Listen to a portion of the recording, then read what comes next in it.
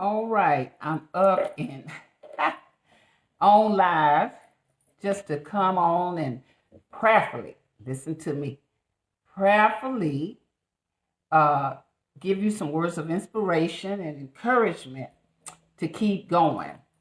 And I was, again, reading my book that I told y'all, Jesus Calling. And so I was thinking on, as I was reading, spending time alone with me is essential for my well being.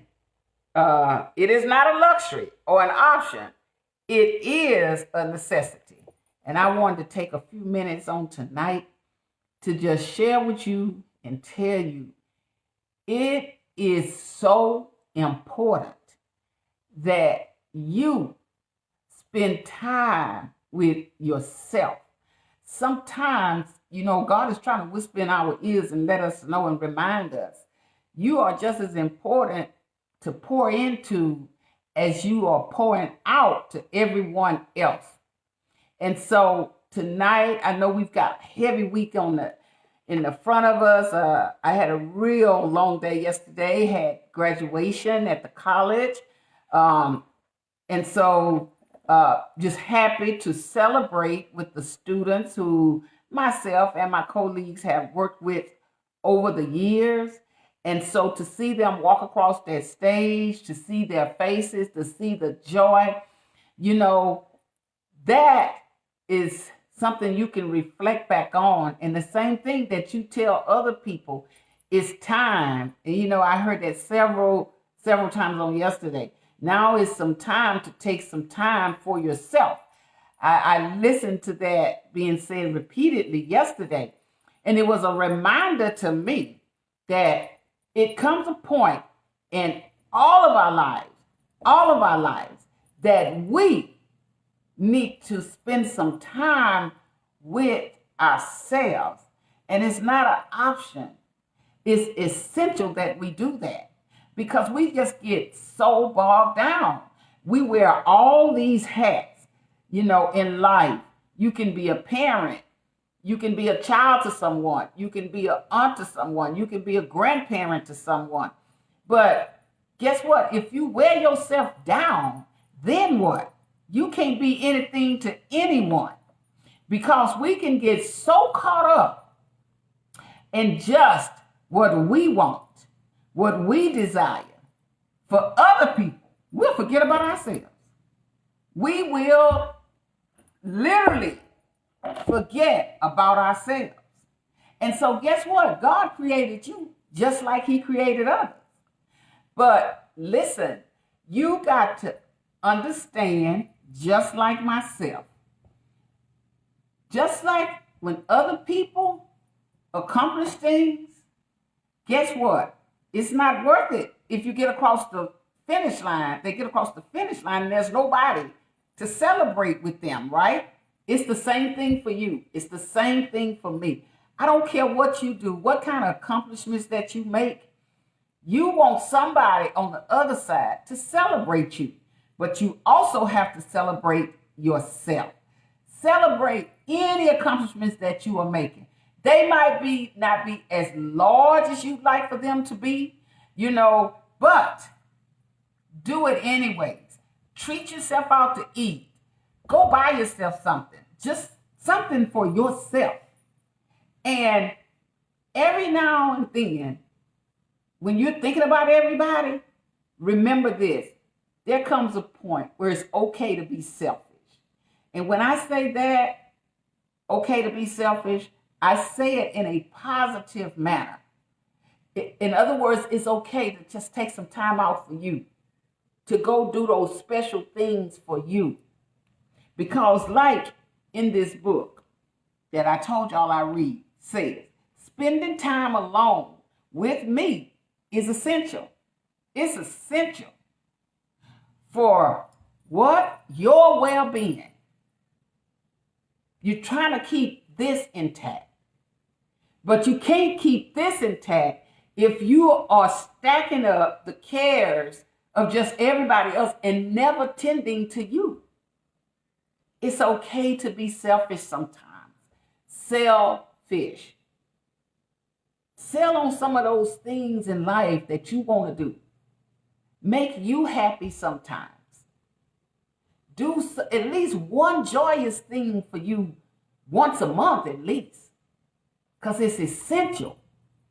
And says it is not, listen to me closely, it is not a luxury or an option. It is a necessity. It's not an option to take care of you. It's a necessity to sometimes just sit down and say to yourself, I'm important too. I want to take this trip.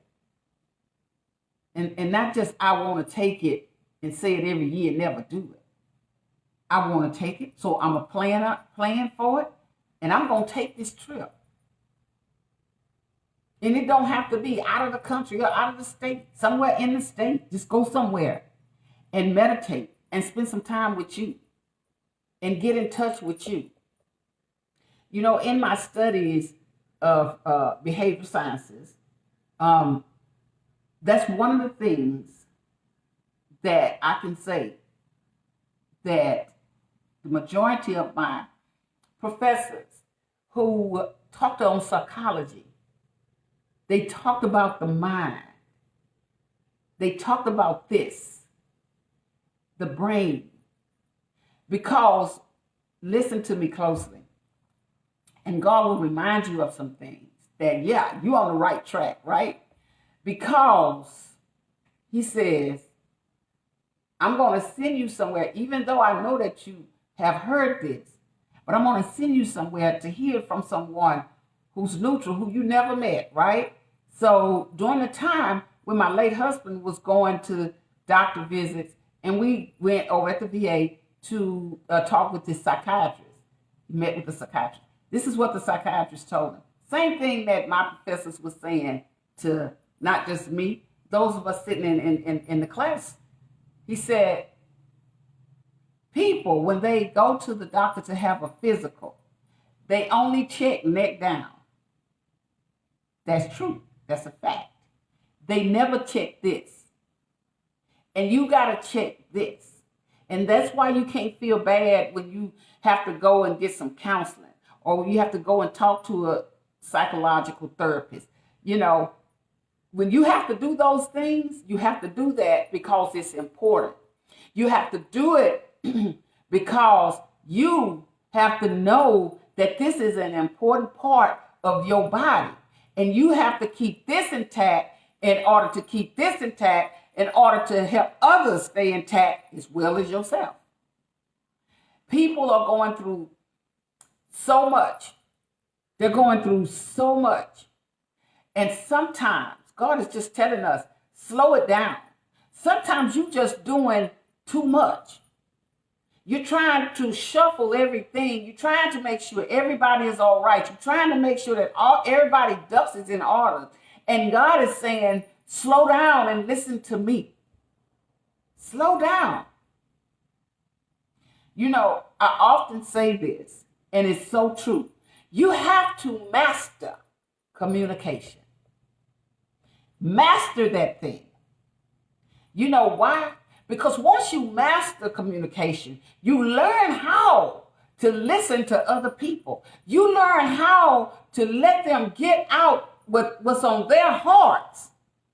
At the same time, as you're taking it in, you're allowing yourself to be able to respond in the most positive way that you can.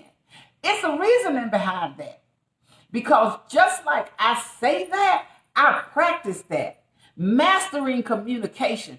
And why? Because when God is communicating with you and he's telling you, I've heard your cries, I've heard your concerns, I've saw your letdowns, I've saw your witnessed your heartaches, all of these things I know about you.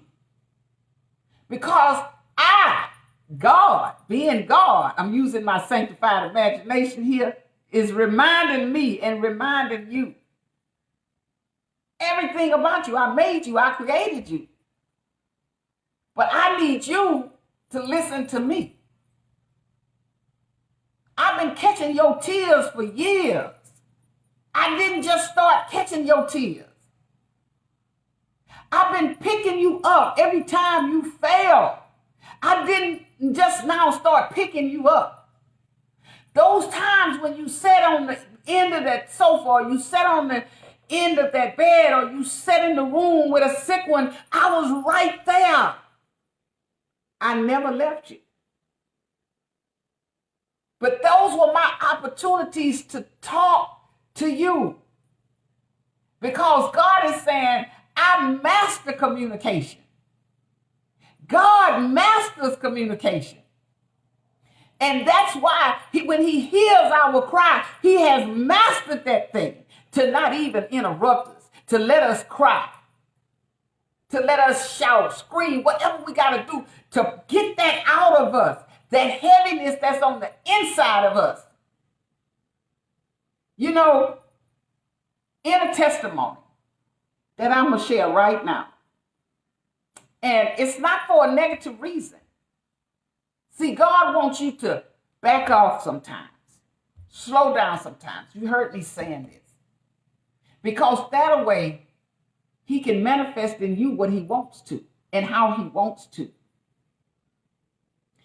Getting out here on social media, y'all heard me say this before, was a big deal to me. I've always done public speaking. And for some reason, social media scared me. Because you know why? And I've shared this with y'all in the years that I've been on here, the 2 years I've been coming live. Listen, what happens to you in your childhood can stagnate you. So because I had skin problems, and I was self-conscious about it, and I was made to feel that way as I was coming through school, right? Because all of us had to deal with something that they call bullies now. And schools don't tolerate it.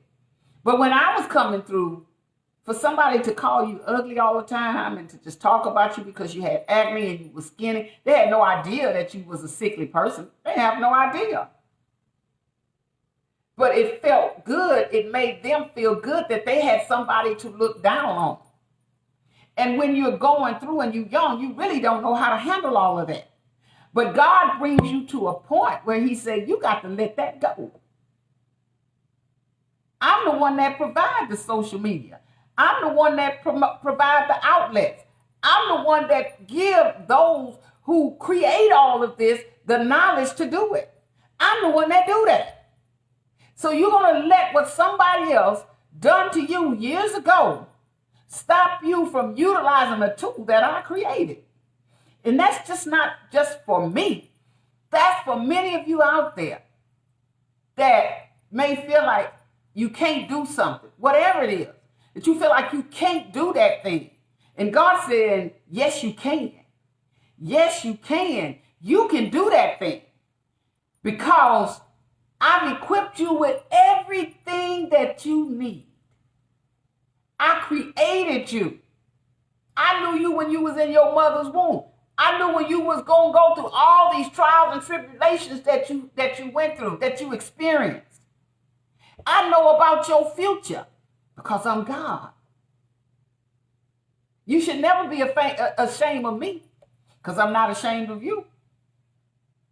Your maker, your creator is telling you it's essential and it's not an option that you spend time with yourself. Not just on your birthday, every now and then, at least once a month. Do something for you. And you got enough naysayers around you that say, you shouldn't do that because you don't have the money to do that. Well, everything don't take money that you want to do. Sometimes it's just getting in your car and just riding. You ain't trying to go shopping. You're not trying. Some things just don't take money. You can, if you don't have the money, guess what? God already know that. And he's your provider. That's what we say. That's what we say. But whether we agree with it or not, based on what it looked like, God said, I'm still your provider. A cattle of 1,000 hills is mine. And the only reason that you have not is because you ask not. Then when you ask in a miss. And what do you mean by that? You ask me like I'm not gonna even do it. You asking me with doubt. You asking me, but you're not even expecting it. And so you take time with yourself, you can hear his voice. Sometimes he's saying, slow it down a little bit. He's not saying stop doing it. He says, slow it down a little bit. It don't matter what people gonna say. It don't matter what people gonna do. It don't matter how people view you. I made you, I created you, and everything that I have for you is for you. Everything that God has for you is for you. It will fall in place. He will work some things out. He will take your tears and bottle them up. He'll catch your tears. And you know what? It doesn't matter how somebody else feel about it. It does not matter how somebody else feels about what you are doing. Because as long as you know that God sent you, gave you that assignment, you go head on. God gives you your assignments. He show you different things. He tap you into some things. He allows some doors to open up for you. And then he shuts some doors that you don't need to go in because that's going to destroy you. Because he knows all about you. And with that, that's why he reminds us, spending time with yourself is essential. And it's not an option. A lot of times we don't do things because we're afraid of what somebody else might think or how they might feel about us. And God said, you don't have nothing to do with that. And I talked about a year ago when I was talking about people don't chase. Dogs don't chase parked cars. Dogs do not chase parked cars. And an elephant got a big head, but he don't even know his name. He don't even know his birthday. Remember that. You might say, how is that relative to anything about taking care of yourself? Glad you asked. I'm going to break it down for you. See, when I say dogs don't chase parked cars, bring that to reality of spending time with yourself. See, people, they're not going to bother you as long as you're not doing something that's beneficial to you. Now, they'll come around you as long as you're taking all that you got and you giving it to them. They'll be right there in your company every now and then because you pushing out something, right? You making yourself available to everybody else, but you forgetting about yourself. But the minute you start doing something for yourself, they start chasing you.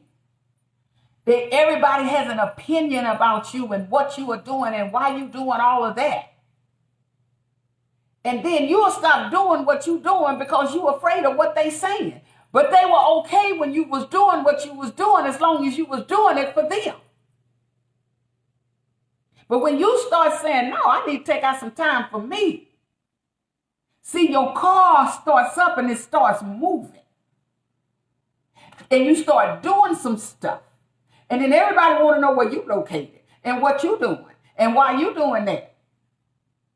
See, dogs, they don't chase parked cars because they know that car gonna be right there available for them to sniff around whenever they get ready to. But when that car starts moving, when that human being starts moving, and that human being starts spending time with his or herself, they start showing up. They start showing up. They start chasing you. They start criticizing you. They start saying that you're selfish. We don't spend no time together. All those kind of things. But you know what? That's God that stepped in and said, you got to get the moving. You got to move around. You got to start doing something. You got to work out your vision, your purpose, your goal in your life. I have, just like I gave them a purpose, just like I've given them visions, just like I've given them goals. You going to let them live theirs out and you're not going to live yours out? Don't hide the talents that God give you. Because when you hide them, no dog is going to chase you. But once you start tapping into those gifts that God gave you, here come them dogs. They start chasing you. And then, so what do I mean by an elephant got a big head, but he don't even know his name? In other words, listen to me closely, because I want to break this down for you. When it says, let me relate back to what I'm read this first. Say, for your well-being, okay? It is not a luxury or an option. It is a necessity. It's a necessity for you to know your name. It's a necessity for you to have the use of your limbs. It's the necessity of you. It's a necessity for you to know your birthday. It's a necessity for you to know where your home is located. It's a necessity for you to be in your right mind to give the answers that are needed when you get to a point where you're going to be questioned about that. For example, when you go to the hospital and say whatever happened. Something, I'll use myself as an example. When some stuff was going on with my heart. And they were asking me those questions that I just shared with you. See, that's why it's essential. They say, do you spend any time by yourself? Or are you always around people? Do you know your name?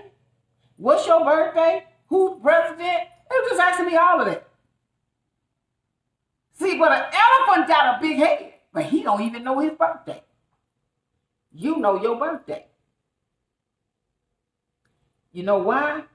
Because you got your brain up here that helps you to function, and you don't need nobody to think for you and tell you what your birthday is. You got to get what it boils down to. You got to get in touch with you. You got to love you, even if nobody else don't. You got to believe in you, even if nobody else don't.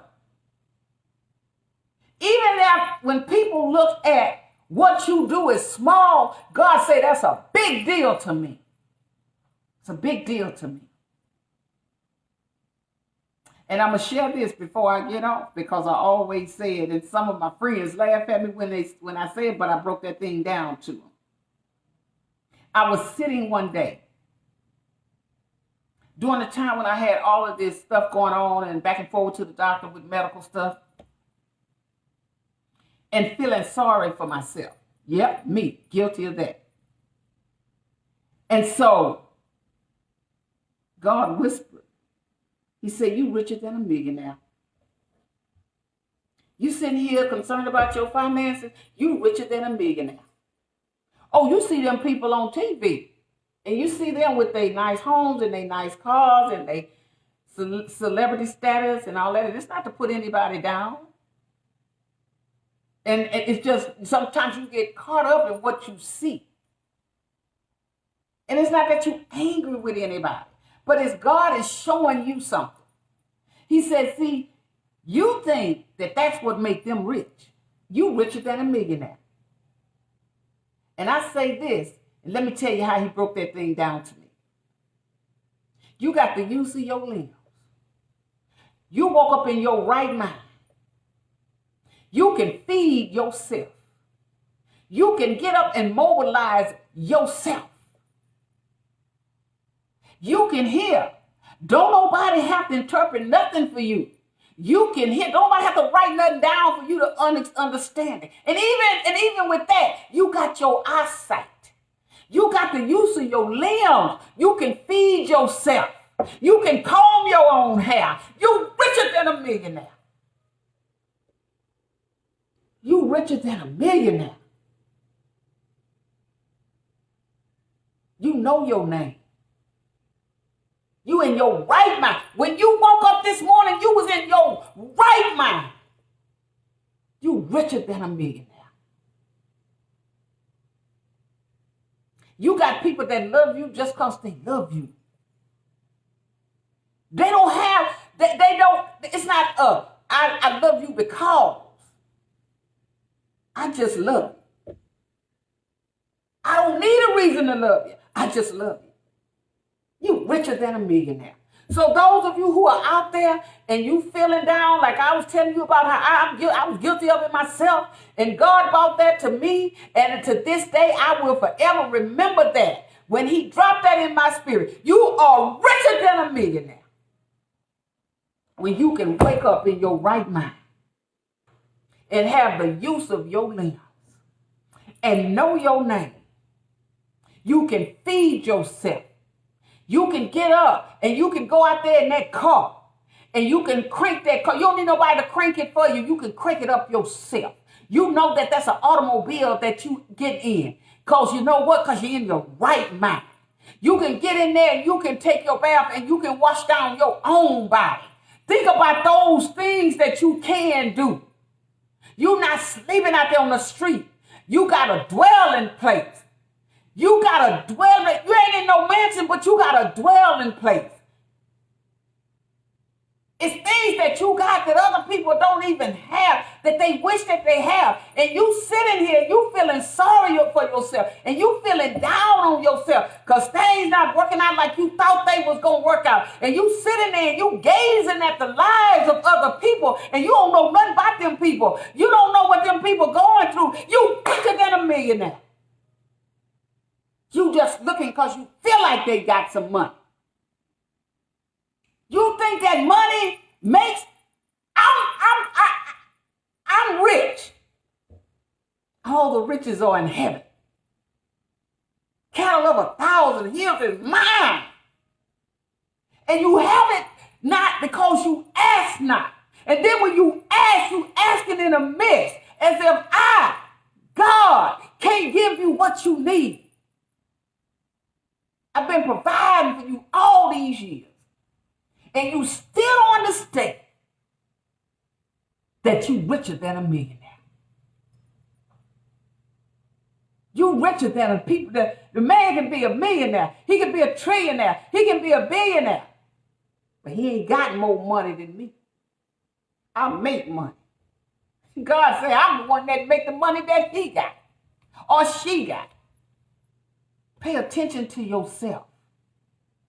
Spend time with yourself and be thankful for who you are, because you can't do nothing about somebody else's blessings. And just in case you forgot, I'm your father. You richer than a millionaire. You richer than a millionaire because I'm rich and you my child. And guess what? My child support, I don't deal with insufficient funds. Every check I write for my children, it's going straight through. It's going through. My checks don't bounce. God said my checks don't bounce. Better get that. Better get that. Your father in heaven, his checks don't bounce. He don't have insufficient funds. He don't deal with insufficient funds. Every check he write for you, you can cash it. Yes. When he write that check of peace for you, you can cash it. When he write that check of understanding for you, you can cash it. When he write that check of solidarity for you, you can cash it. When he writes that check of love for you, you can cash it. You cash any check he writes for you, you can cash it. That check of comfort, if you need some comfort, he can cash it. Any check he writes for you, he can cash it. You can cash it. Because you know what? He ain't playing with us. He don't deal with insufficient funds. You don't have to beg the world for nothing. He said, I'm your dad. Everything you need, I got it. I already got it. And because I'm rich, you richer than a millionaire. Have a good afternoon. With just that, I'm excited. My father said, I am richer than a millionaire. I'm excited. And I thank you every day. So spend some time with yourself. It's essential. So you can reflect on some things and some promises that he gave to you. This ain't got nothing to do with nobody else. And remember this. Coca-Cola, they don't care what Pepsi do. Coca-Cola don't care what Pepsi do.